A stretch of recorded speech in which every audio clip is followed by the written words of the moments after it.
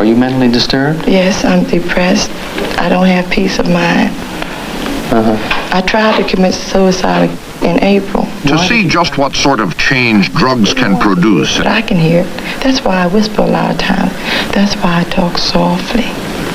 Because so comes to me softly, see. And no one else knows when he comes to me. No one but me.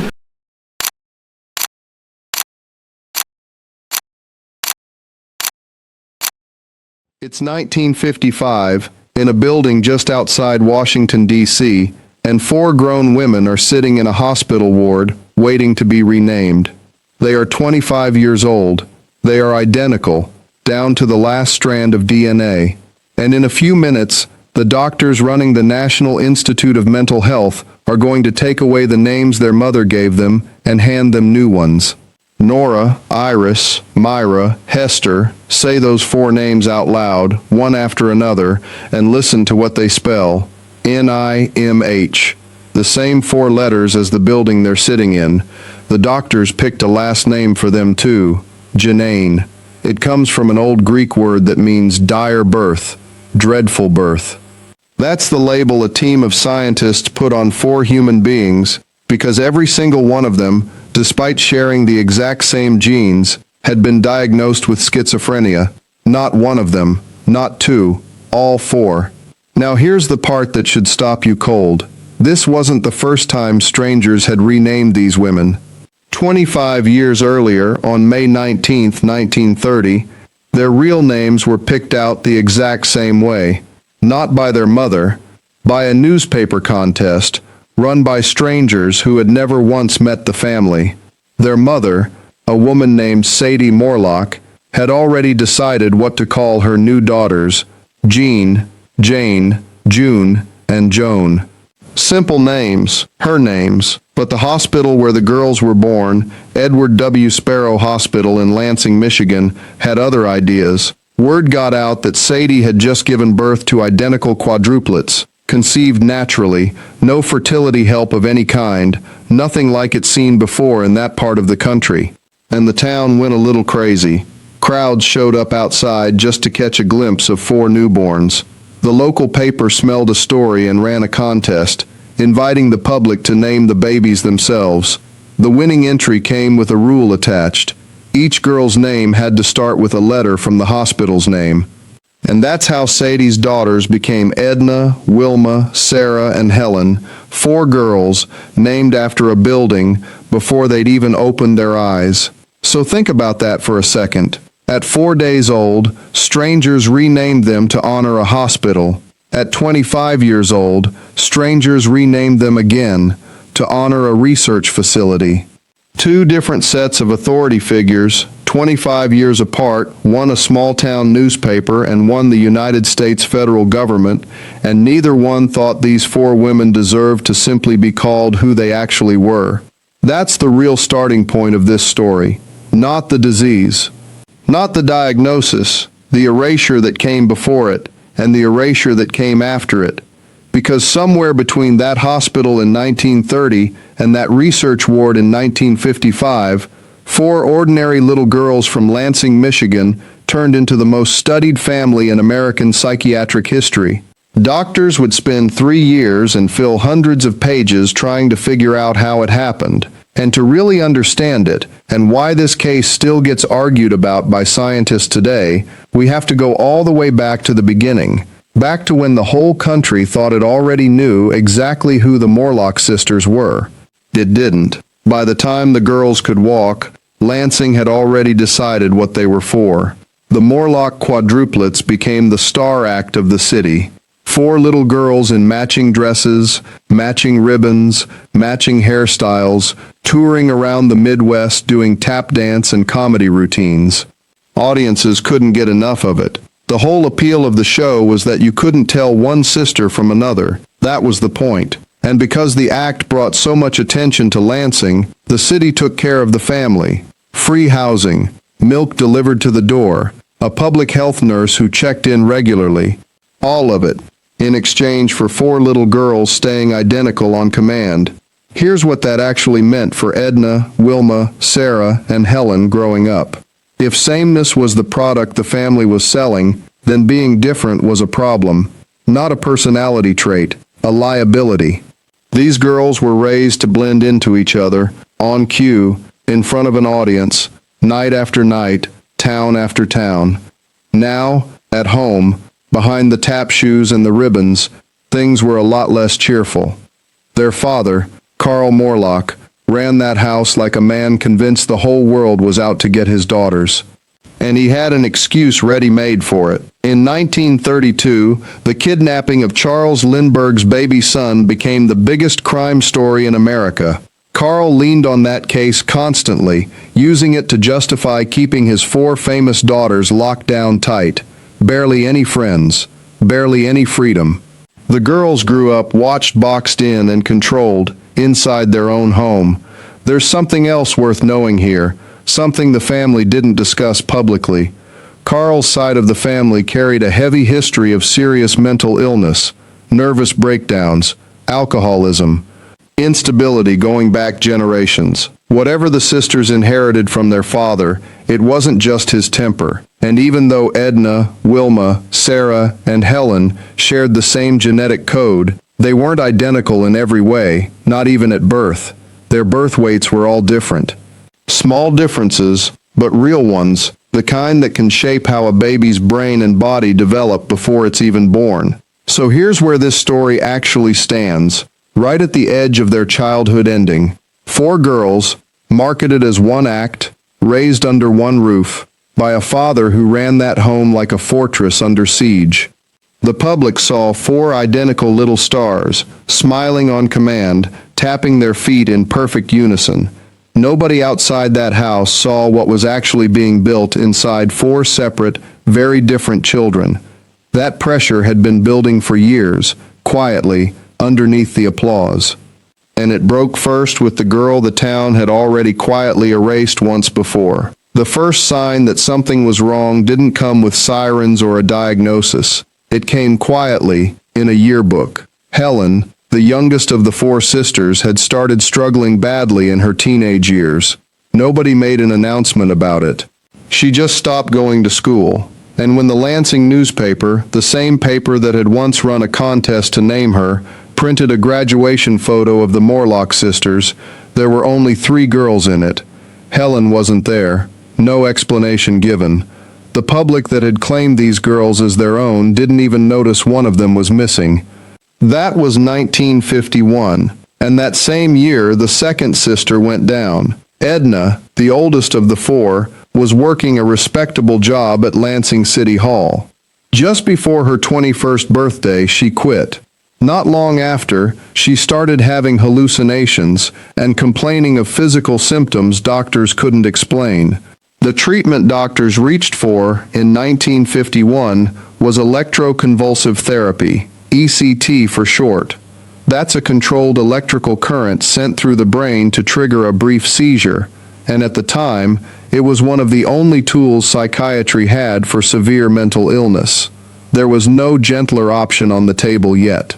Edna went through 19 rounds of it, then it was Wilma's turn. She resigned from her job too, just months after Edna did, almost like the illness was moving down a list.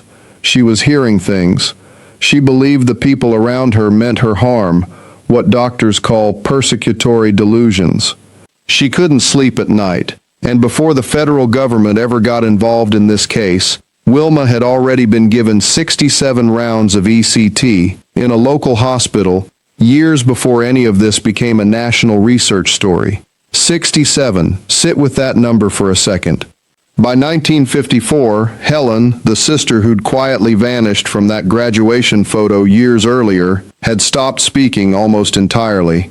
Doctors call it catatonic mutism, a state where a person becomes physically rigid and stops responding to the world around them, sometimes for hours at a stretch.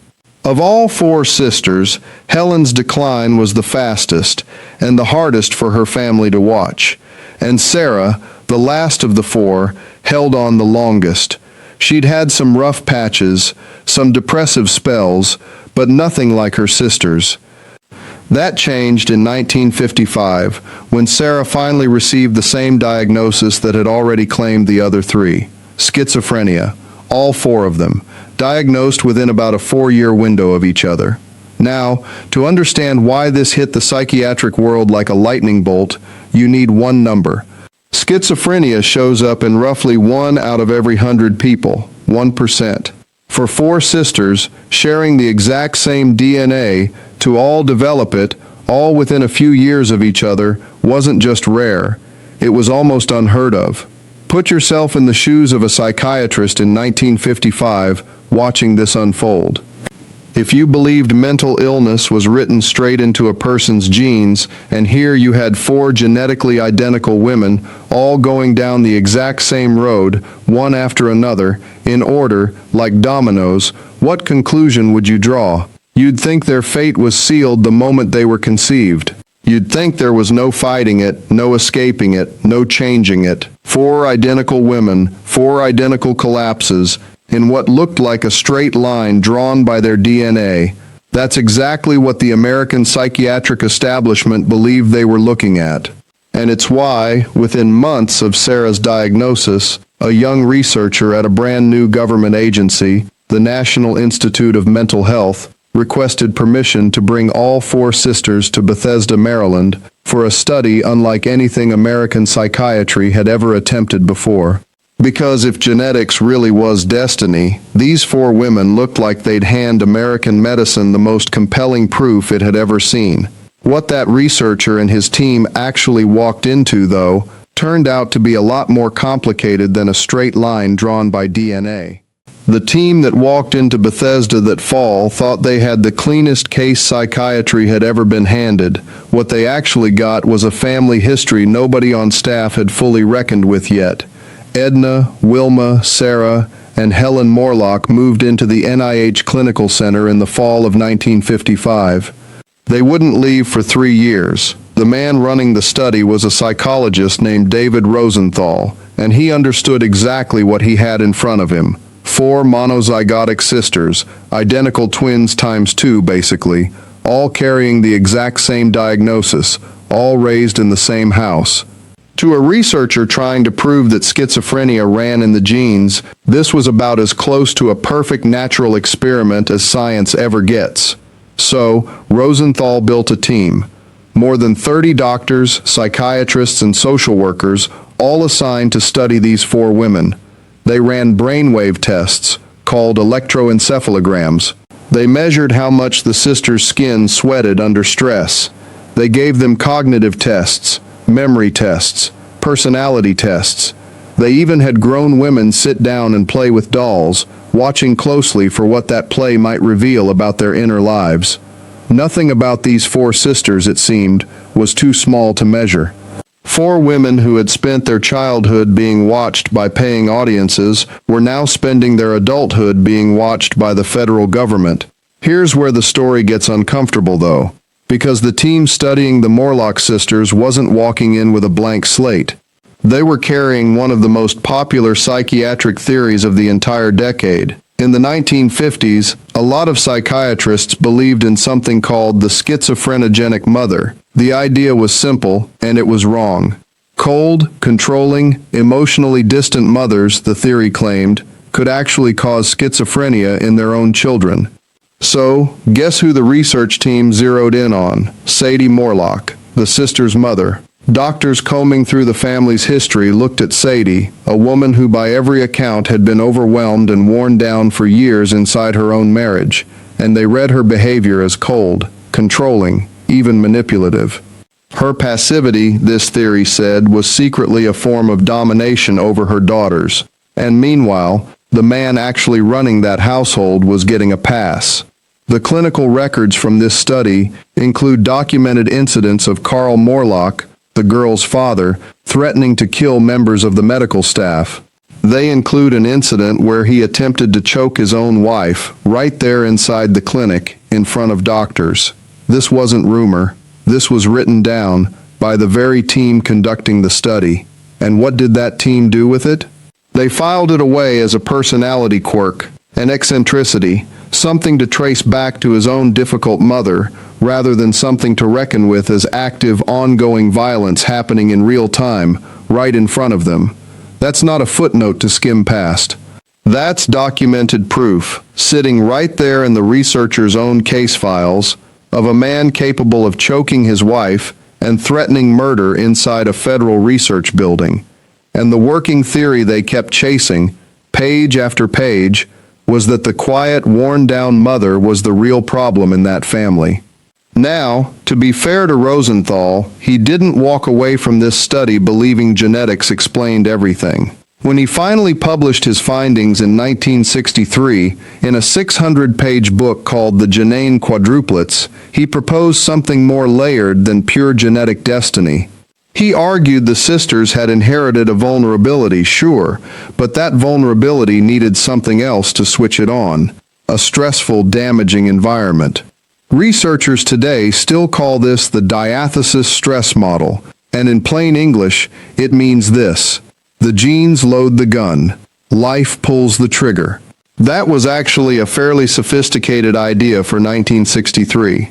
But here's the problem.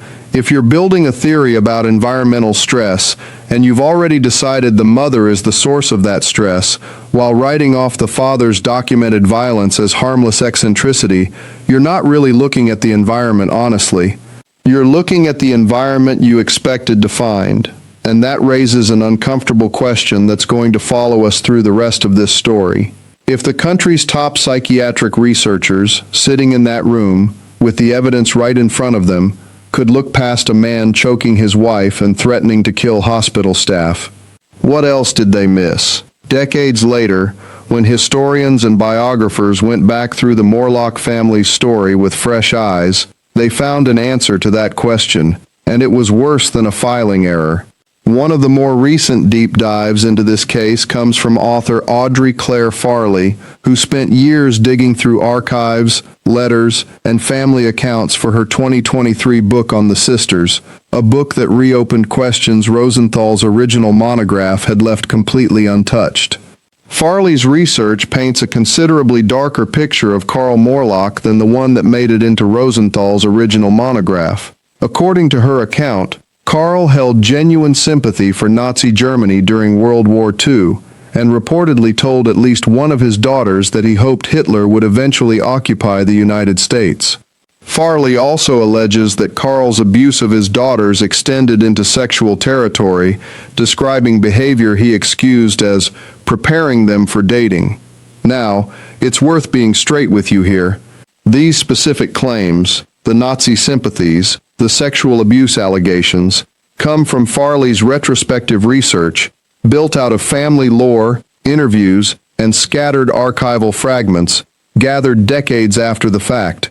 They don't appear anywhere in the actual clinical records from the 1955 NIMS study. No psychiatrist on Rosenthal's team ever documented them at the time, and at least one sister, Edna, spoke up publicly later in life to defend her family's upbringing as fairly ordinary. So, there's a real gap between what's alleged and what was clinically recorded, and at this distance, that gap may never fully close. A responsible telling of this story has to hold both of those things at once, what one biographer later alleged, and what the doctors in the room actually wrote down at the time. But here's what is documented, sitting right there in the historical and clinical record, not just family lore.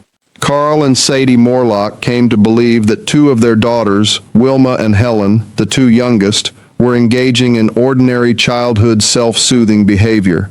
In the language of that era, ugly language, they were labeled habitual masturbators. And at age 12, historical accounts report that Carl arranged for both girls to undergo forced surgical clitorectomies. To understand how something like this could even happen inside American medicine, you have to remember what the 1940s believed about female sexuality. Mainstream doctors at the time, shaped by decades of eugenics thinking, argued that female masturbation was a hereditary defect, something that would supposedly lead to promiscuity and moral decline if left untreated. Surgery to physically prevent it wasn't hidden underground quackery. It was something a respected local physician could perform with a straight face as legitimate medicine. In fact, more than 30 American states had eugenics-era laws on the books at some point in the 20th century, allowing doctors to sterilize or surgically alter people they judged biologically or morally unfit. Wilma and Helen weren't an isolated horror story. They were caught up in a much bigger, very real chapter of American medical history. For Wilma and Helen, that was on top of everything else already happening in that house. It wasn't just that they were living under a father obsessed with surveillance and control. Now their own bodies had become a target for what the era called treatment. And notice something else. This didn't happen to all four sisters equally. Wilma and Helen were singled out. Edna and Sarah were not. Later interviews and family accounts describe Edna and Sarah as the more favored daughters growing up, shielded from the worst of it, while Wilma and, especially, Helen absorbed the brunt of their parents' suspicion and control. From very early on, this family wasn't raising four identical daughters under one identical roof. It was raising two favored daughters, and two who carried the weight of everything Carl and Sadie considered wrong with the family. Two sisters carried the weight of everything this family got wrong.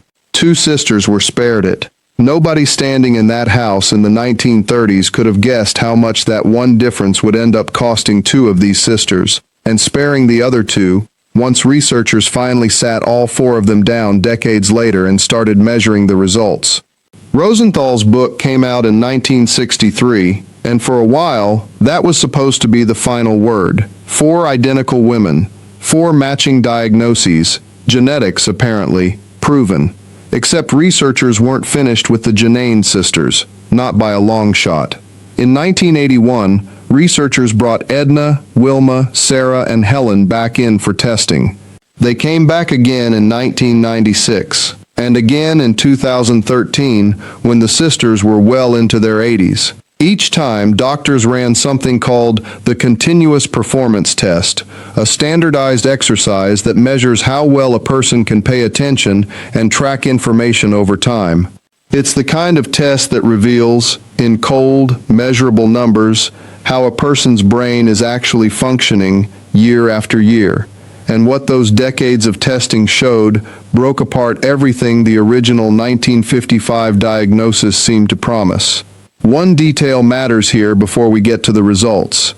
Back when the sisters were just 10 years old, long before any of them got sick, all four had taken a standard childhood IQ test, and their scores were close, genuinely close, clustered in a fairly normal range for children their age.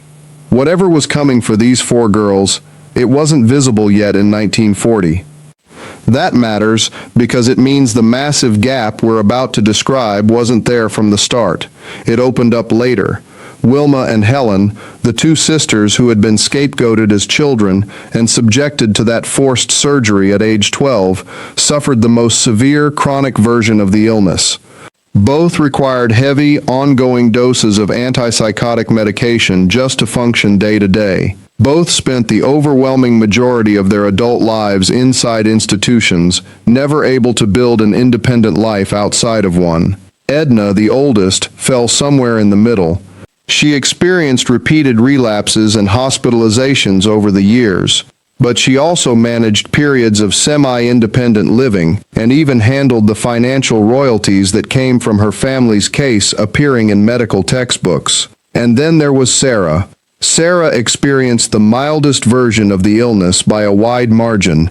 She needed only minimal medication. She held a steady secretarial job for years. In 1966, she got married. She raised two sons. She did have two serious relapses later in life, in 1976 and 1979, the second one involving a suicide attempt, but both times she recovered and returned to an independent, functioning life in her own community. Four sisters, the exact same DNA, the exact same parents, the exact same diagnosis, arriving within a few years of each other, and two completely different categories of human life.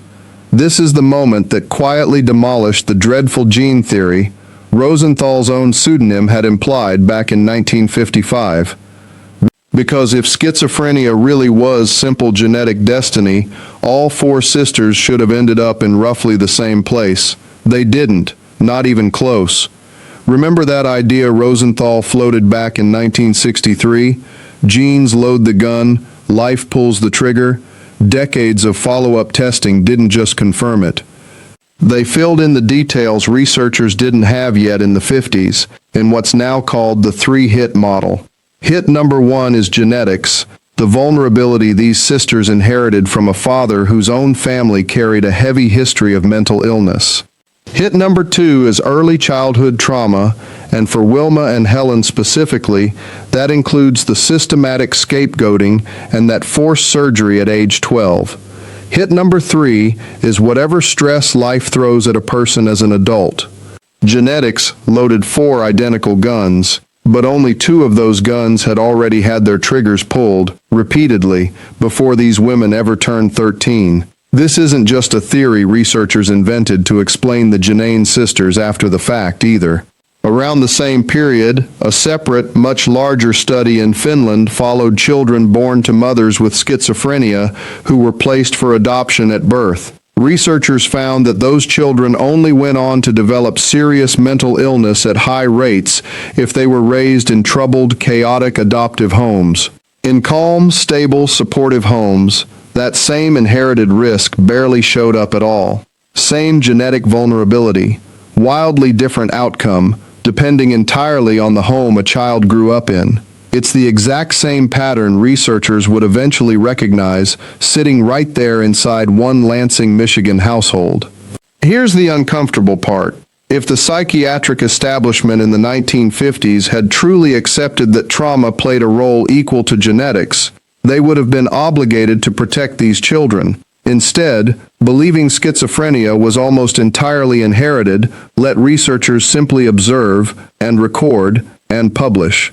A genetic explanation didn't require anyone to step in. It only required a case study. Four sisters walked into that Bethesda research building in 1955 as one matched clinical set. Nearly 60 years of follow-up testing revealed something the original researchers never expected to prove. They were never really a match set at all. Wilma died in 2002. Helen followed less than 2 years later, in 2003. Both of them had spent the majority of their adult lives inside institutional care, the two sisters whose childhoods had been hardest and whose illnesses turned out to be the most unforgiving. Edna lived considerably longer, passing away in 2015, having spent her later decades moving between hospitalization and periods of relative stability. And Sarah, the sister who once needed only the mildest treatment of the four, outlived every one of her sisters. She lived to be 95 years old, passing away on July 7, 2025. In her final years, Sarah did something none of the doctors, researchers, or newspaper editors who had spent a lifetime naming her family ever gave her the chance to do herself. She wrote her own memoir. For nearly a century, other people had decided who these four sisters were. A newspaper contest decided their first names. A team of federal researchers decided their pseudonyms. A 600-page monograph decided how the world would understand their illness. Sarah's memoir was the first time one of the sisters got to tell her own story, in her own words, under her own real name. Not Myra, Sarah. So, let's go back to that question we started with. If four identical sisters share the exact same genetic blueprint for a devastating illness, why did their lives turn out so radically different? The honest answer, the one the evidence actually supports, is that no single factor explains it. It wasn't purely genetic. Four women with identical DNA all developed schizophrenia, which tells you heredity clearly mattered. But it also wasn't purely environmental. Two sisters endured targeted trauma and forced surgery as children, and their illness turned out to be catastrophic. Two sisters were spared that same treatment, and their lives, while still marked by illness, remained fundamentally livable.